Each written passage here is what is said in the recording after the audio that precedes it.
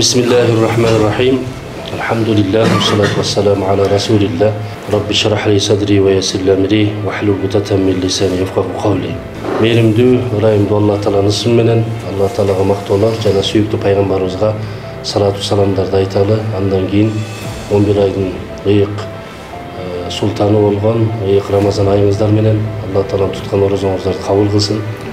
Ушул берекелүү ыйык Рамазан айында Кудай буйрса мына аябай жакшы бир жаңылыктар коштоп муфтиятыбызга кадам таштап келип отурасыздар. Кудай Таалам кадамыңыздарды куттуу кылсын. Мына Кудайдын буйруса динибизде улуу ибадат болгон бул ажылык ибадаты болуп эсептелинет. Албетте бул ажылык ибадатына дагы Кудай Тааланын коноктору болуп, Кудай Тааланын чакыруусу менен барып бул ибадат иш жүзөсүнө ашат. Ошондуктан бул өтө бир маанилүү бир ибадат. Дүйнөнүн төрт бурчунан ушул ажылык ибадатын аткаруу максатында мусулмандар агылып барып, ыйык болгон Мекке шаарында сүйүктүү пайгамбарыбыздын ыйык денеси жашырылган Мадина шаарын зыярат кылат. Ислам тарыхында же болбосо ислам маданиятында ыйык жерлерибиз бар. Ыйык тоолорубуз бар, ыйык сууларыбыз бар. Бул ыйыктык адамдар тарабынан бекитилген эмес, балким Алла Таала тарабынан бекитилген ыйык жерлер да. Мисалы бүгүнкү күндө заманбап курулган имараттары коштолгон, социалдык жактан, экономикалык жактан өнүккөн мамлекеттер бар, мисалы Германияны айталы, Японияны айталы, башка мамлекеттерди айталы.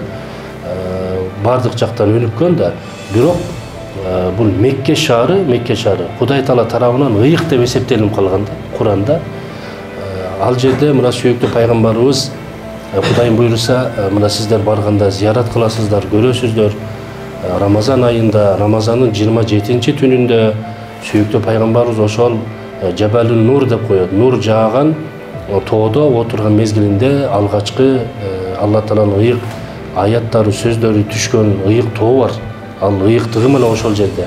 Жабалус Саур дейбиз. Пайгамбарыбыз саллаллаху алейхи вассалам ошол жака чыгып канчалык үммөткө, мусулмандарга батасын берген, дуасы кабыл болгон ыйык жерлер, сүйүктүү пайгамбарыбыздын ыйык кадамдары түшкөн жерлер. Мына ошонун баардыгы ыйыктык камтылган жерлерди Кудай Таалам ыйык китебинде ыйык деп атаган.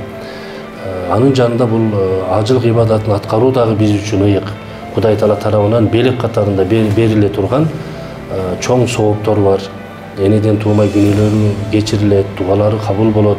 Мана ошондой ыйыкты коштогон биздин ибадатты аткаруу максатында жарандарыбыз, мусулман бир туугандарыбыз ажылык ибадатына барган кезде аларга жакындан жанашып, ден соолугун кам көрүш үчүн мына сиздер атайын 7 миллион калктын ичинен тандалып, Кудай буйруса, сиздер дагы ниет кылып аттанып турасыздар да, ошондой да. Асан ажым, мен кечээ угуп аябай сүйүндүм. Мына араңыздарда биз тааныган ажекелерибиз да бар экен. Алла ыраазы болсун. Кудай Таалам ибадатыңыздарды кабыл кылсын, жолуңарды ачык, байсалдуу кылсын. Бул дагы Кудай Таала тарабынан берилген бир дөөлөт, бир ырыскы, бир неамат. Иншалла. Андан кийин ушул Кыргызстан мусулмандар дин башкармасынын ажылык бөлүмү, тышкы саясат боюнча мына биздин Асан ажекебиз көзөмөлдөйт. Канча бир жолу ажылыкты штабты жетектеп барып келди, тажрыйбалуу агайларыбыз. Биз бул кишилер менен кеңешкенде биз эми баягы жаңы келдик, бул аура менен жаңы таанышып атабыз. Суранычыбыз ушул жерде, эми ал жерге баргандан кийин климат өзгөрөт да. Климат өзгөргөндө ден соолугу чың адамдар деле өзүңүздөр жакшы билесиздер, баягы ооруп калышат көп учурда. Андан кийин өнөкөт оорулары бар, туугандарыбыз кандайдыр бир оорусу күчөп кеткен учурлар кездешет. Мына ошол мезгилдерде сиздердин жардамыңыздар бизге аябай керек да. Сиздерден суранып кетебиз. Ошол мезгилдерде баягы жакшы бир колдоо көрсөтүп, ошол жарандарыбыздын колуна кол, бутка бут болуп, өзүңүздөр тармактан бир жакшы кызмат кылып бересиздер деген суранычыбыз бар. Иншалла Кудай Таалам иншалла жолуңарды ачык кылсын, жакшы барып келиңиздер. Кудай буйруса буга деле саналуу айлар калды. Азыр даярдыктар кечээ күнү поселкко киргиздик, документтерди бүтүп калса керек. Бүтүп калса 2 күндө бүтүп беребиз. 2 күндө бүтүп калат, буйруса. Ийгилик коштосун апалар, аталар, абалар. Биз ийгилик каалайбыз сиздерге. Анан калган маселелерди Кудай буйруса ошол ажылык бөлүмүнөн сиздерге түшүндүрүү иштери болот.